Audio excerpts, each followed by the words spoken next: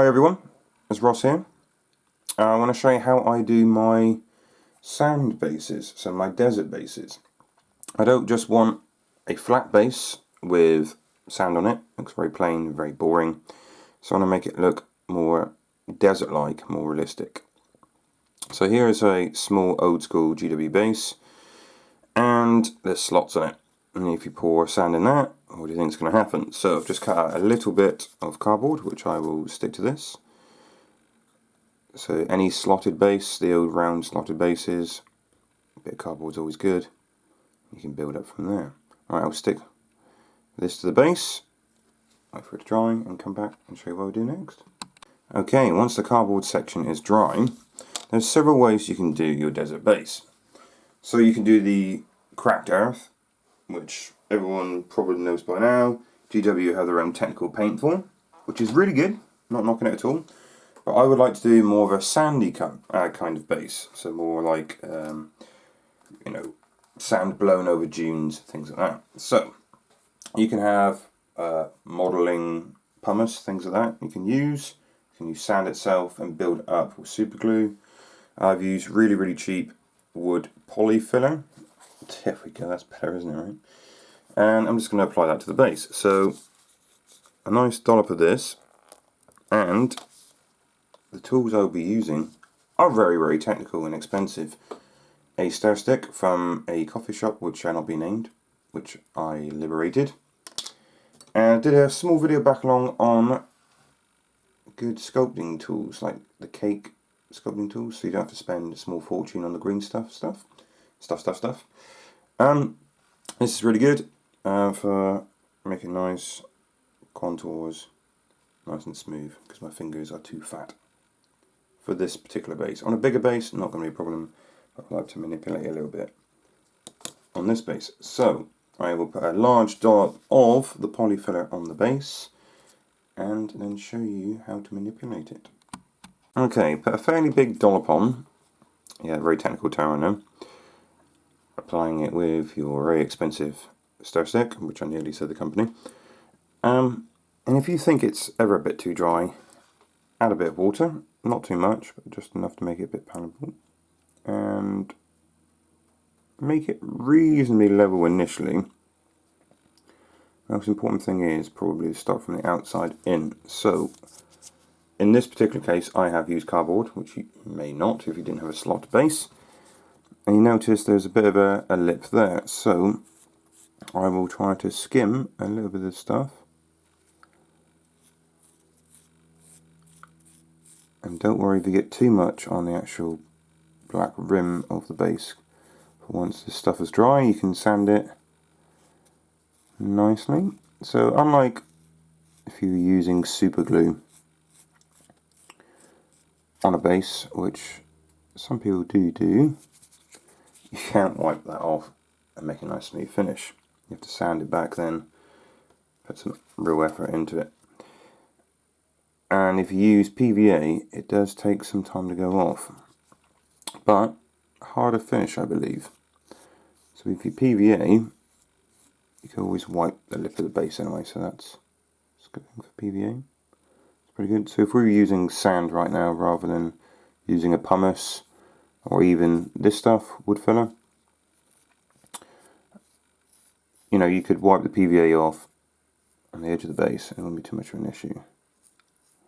So at the moment I'm just working it in between the cardboard and the base. Don't be afraid to put a load of this stuff on. So I'm just wetting the Costa stir stick. You knew it was going to happen, and you know what company. When accidentally one falls into your pocket, because you can make a nice shipping crate with it, or a plank of wood for your industrial scenery, which I've done videos on, just saying, if you want to check out our back catalogue stuff. So there's your edge of your base all done. So it's starting to dry already. It's good stuff like that. Just rub it a little bit off with my nail. When it's fully hardened, I will just lightly sand it. It's pretty good stuff to manipulate and work. So I've got a little bit of a layer on the base. Let's get a bit more moisture on that. I'm not making it too perfect, but just like that. I could put a bit more on, and we'll start to manipulate it with the cake tools. So when this stuff dries, it's not massively smooth, which gives the illusion of sand.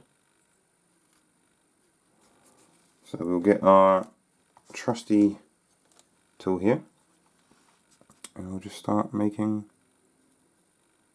some ridges.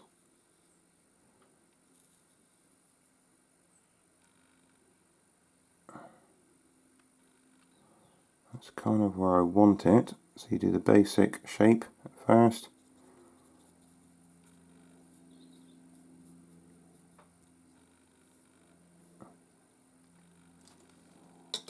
Wash it off in the water.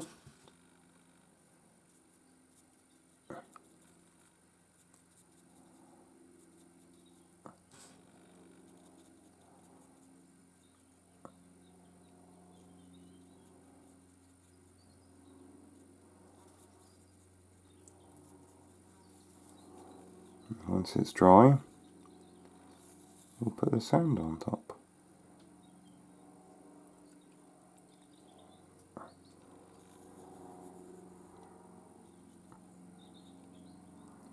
But manipulate in any way you want to. So I'm just going to put a bit of sand there, put some sand there, some sand there, just to make it look a bit burrowy. When it dries and it still looks a bit too flat, maybe put another bit of super glue on top and put a bit more sand in to make it look less level and less uniform. Or if you want to, which we're going to do now, put some more polyfiller on and build it up a bit. The important thing with bases is a lot of bases are quite flat. So I've got a model here off to the sides that I've been painting from years ago that I attempted. Now look at the base. It was very flat, so I started sticking some cork pieces and I'm going to start building it up. See, it's a massive base, and look how flat it is.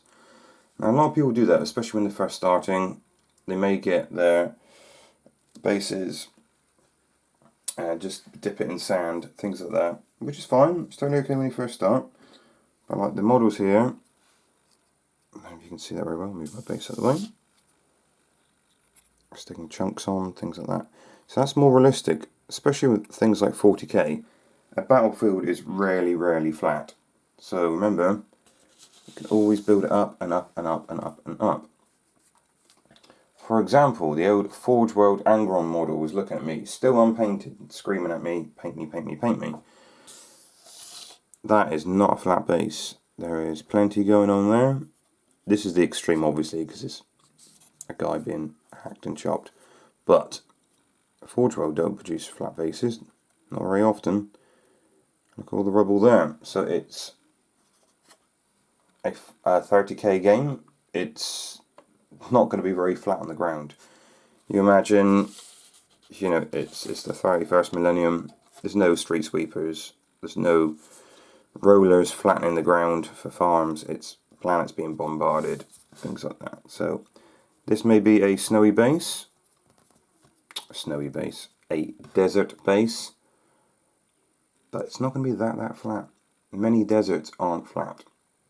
Maybe the beach going out to the sea, but deserts generally aren't. The wind's shifting the sands all the time. So I'm going to build this up a little bit more and come back to you.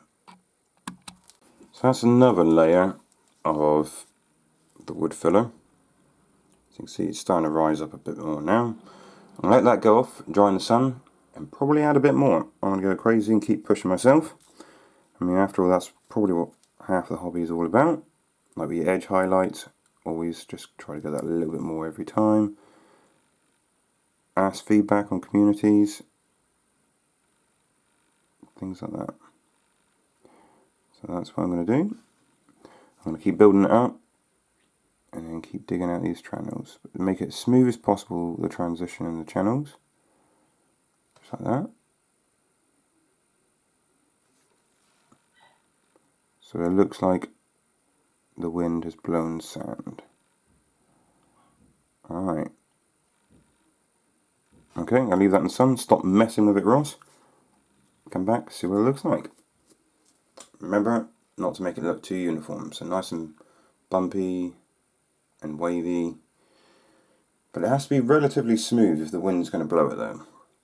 So not too coarse. So these little bits like that I might have to sand back down. But in the end I probably will put fine sand over the top of the whole thing. So fine sand is actually relatively inexpensive. I bought a massive bag of chinchilla sand, which is the finest sand I could find on the market, rather than plundering beaches. And that stuff was relatively dirt cheap actually. But yeah, I'll come back when it's all dry and show you again. Okay, once dried you should have something like this that's pretty damn hard. So I'm going to protect it a little bit and make it look a bit more like sand. I mean, I could spray it up from here with an airbrush, blending from like a reddish yellow upwards. Well, sand colours can actually vary quite a bit. So you can have a reddish Martian looking sand, more of a greyish looking sand. It's up to you. But this is the chinchilla sand that I was talking about. Chinchilla, easy for me to say, right? So this ultrafine sand. So I find thicker grains, they're like the right scale. So chinchilla is massively fine sand. So to make this stuff stronger, less likely to chip or anything like that, and to make it look more like sand, I'm going to use sand. Funny enough. So I am going to put PVA glue, just regular old PVA glue, on this base, and then I'm going to dip it in the sand. Make sure it's fully dry before painting.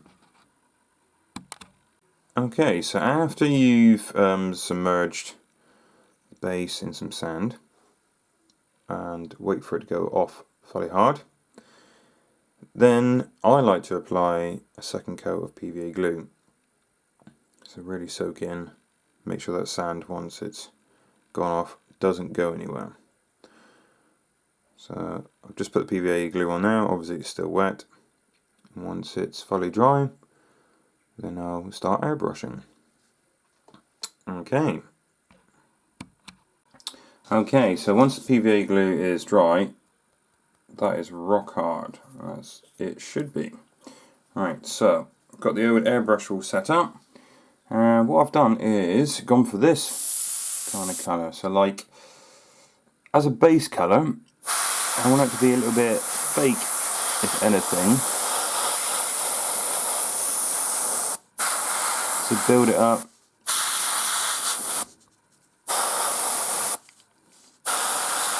Wearing gloves is probably a good idea. So base colour, I want to go something like that. So it looks a bit Martian-y at the moment.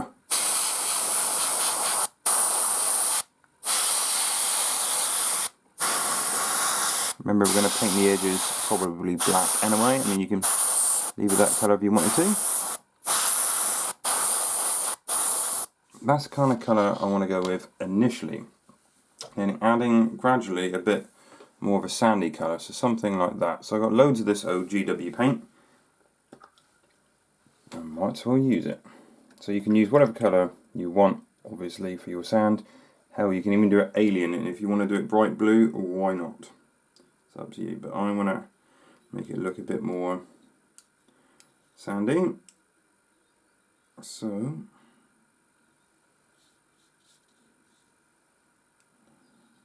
adding a bit of that to the bowl, possibly a little bit more.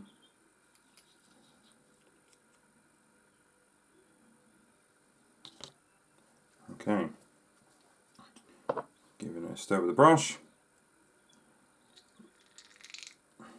What kind of colour is that looking like? It's a bit brighter again. I'm going to do it while it's slightly wet. Airbrush will dry pretty quick anyway, but I want to try to blend it in so brighter from the edges.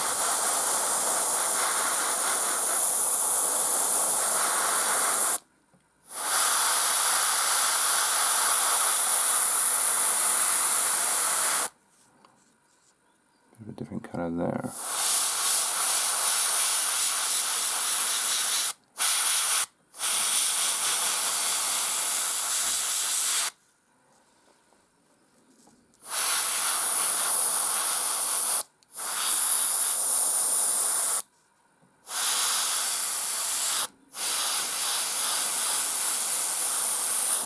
build it up nice and gently with the airbrush.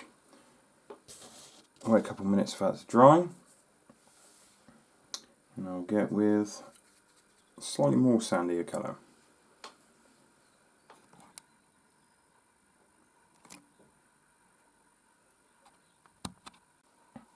Okay, so that should be reasonably dry. Like I said, I want it slightly moist so I can blend it in. Slightly yellower again.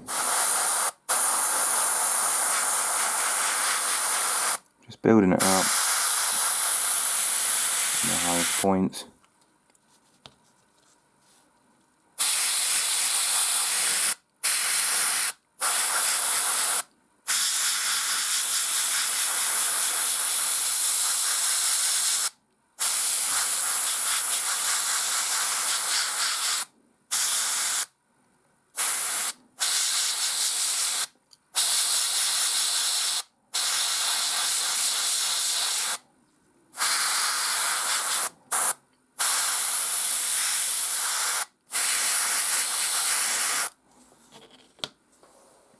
Okay, the idea is making the highest point the brightest yellow. Not too bright yellow, but sandy colour yellow, funny enough. Right, wait until that dries, hit it again. Okay, let's go a little bit brighter again.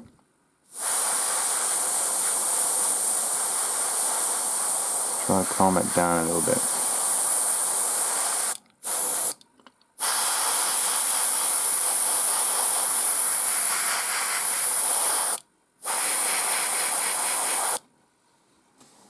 Okay, and while that's drying, I think I will get a dry brush going. And that's the kind of sandy colour I'm going to go with. So, one of the beers slightly eye-catching with a bit of a reddy colour, but not too crazy. Right, I'll get the dry brush ready, and when it's all dry, then I'll paint the edges. Finish it all up. Okay, I've gone with a GW bleach bone for my dry brush, so get a little bit on my makeup brush. Makeup brush makes the best dry brush. Wipe off all the excess, just check it on my arm, probably still a bit heavy. Right, so just dragging it across the raised areas.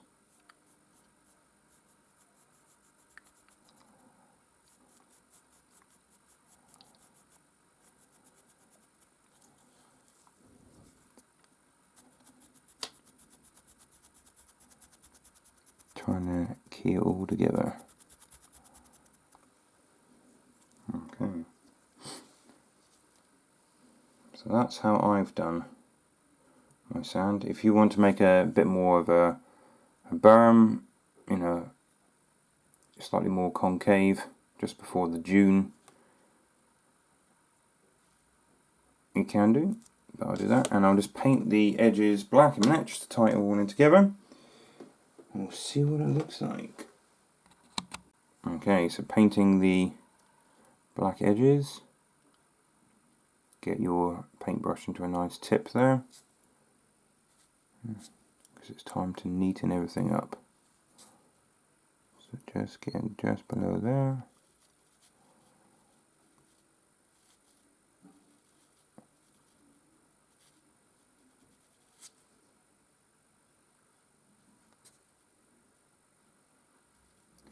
Probably need 2 coats of this black paint.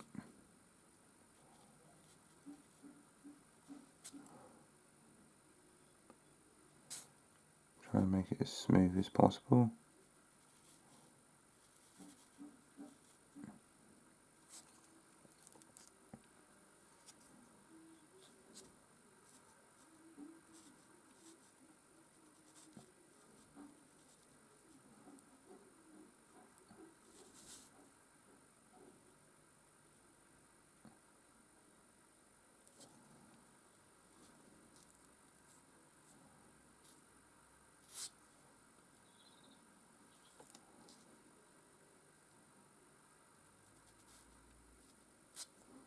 So got a little bit of watered down black paint there.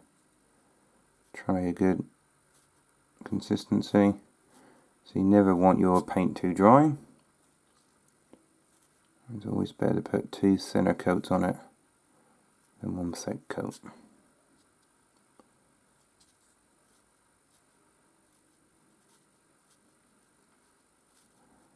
Okay, I'll come back and show you what it looks like after the second coat and the finished product. Okay, so the final piece is anywhere you don't think it looks very good. It looks a bit rough. That's what probably grass would grow, wouldn't it? Surely, because grass wouldn't just pop up nice and smooth. So I think that place looks a little bit rough. So at highest multitude of sins, if you get a little grass tuft, that's my army painter one, and just stick it about there. Now the base looks a bit more natural, doesn't it? So okay, so this is my desert base. This is how I do my deserts. So a little bit wibbly wobbly. Nothing too perfect. So it looks quite natural. Now I could have just plain like sandy colours, but I wanted a slightly different colour in the middle there. Just give the emphasis of depth. And sometimes you can't put that much depth on, i.e. on a base. But there you go, guys. Imagine a model standing on that. Not too shabby, eh? But just experiment, different colours, different heights. You don't have to put those little sections in there at all. You can just put wood filler on a base, build it up a bit, put sand on it, and it's better still than a flat base just with sand on it. So make a nice high base every now and again, especially on a character model, really stands out. So you don't have to use sand. Even with the smallest grain sand, it still looks a bit rough. So you could always, if you wanted to, just use the wood filler like I was saying. That's the difference between. So if you can see that, it's still supposed to look fairly 3D. So you can see there's a bit of a slope, and it's definitely thicker than the base. So it's nice and high for a base. It can go even higher if you want. So it kind of looks like a fatty fold. But yeah, you don't even have to go that colour of the sand. Like I said, you can go yellower if you want. But that's how I wanted it for my base. So there you go. There's two different ways of doing it: with the sand, on top of the filler, or just the filler. Okay, I'll take some pictures and put them up on our website. Thank you very much for watching, guys.